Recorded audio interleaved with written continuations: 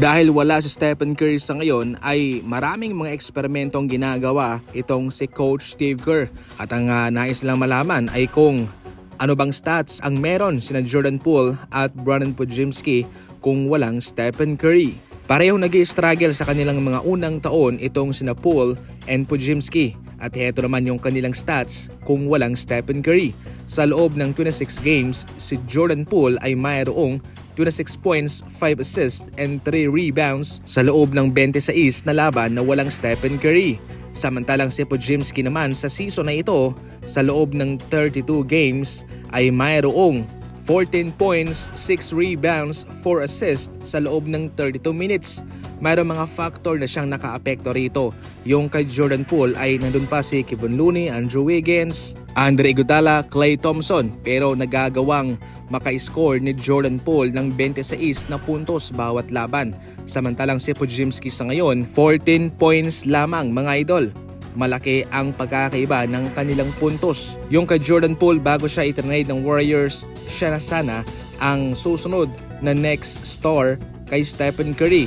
Pero itong si Podziemski sa kanyang mga ipinapakita sa ngayon ay malayo pa ang kanyang bagahiin.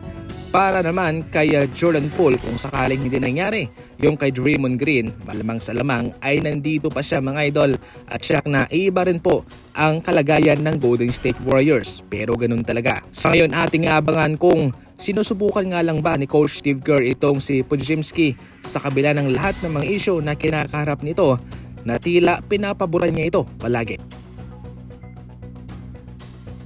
Ibinangko ng Miami Heat itong si Norman Powell sa buwang ito. Naging all-star po siya noong nagdaang season kaya malaking bagay ang pagbangko sa kanya sa kanilang kupunan.